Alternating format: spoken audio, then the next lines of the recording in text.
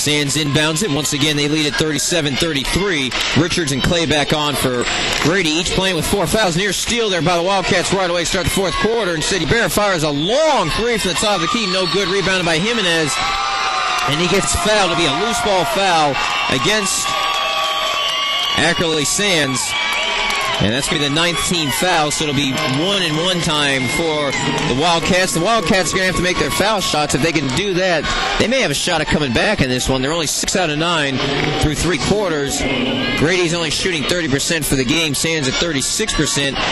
And Thomason picks up another foul, and I believe that's going to be his 4th foul, if I'm not mistaken. First one's up and in by Jimenez, makes it 37-34. Well, they've got Thomason scored for 3 fouls, but he should have 4. We'll see what it is. Second foul shot is up. Rims around, no good, so it stays 37-34.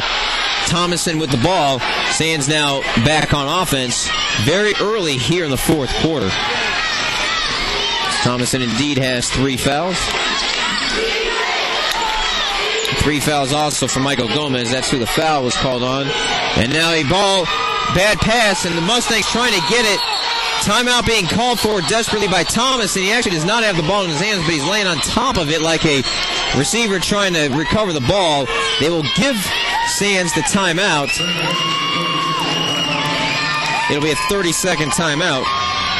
And that 7-0 run that gave him the lead in the first quarter has held up since. Back to action now.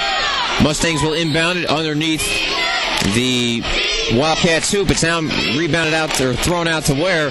Ball being worked around now to Gomez. Gomez inside of Thomason. Runner. Shot is up, no good. And rebounded by Uzi San Juan. The corner gets it stripped out of him out of bounds. Actually, it was a good thing it was stripped, because that will let him have a better chance to inbound it. Substitutions coming in all over the place. Zeke Clay will check back in. Again, he's playing with 4 fouls. Richards is still on the floor. Also checking in are Brett Glaze, E.J. Rodriguez, and Ivan San Juan.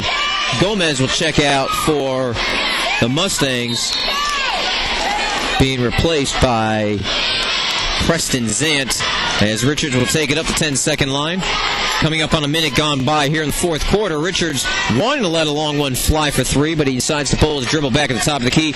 Still looking to let it go. Now he does. Boom for Branson Richards.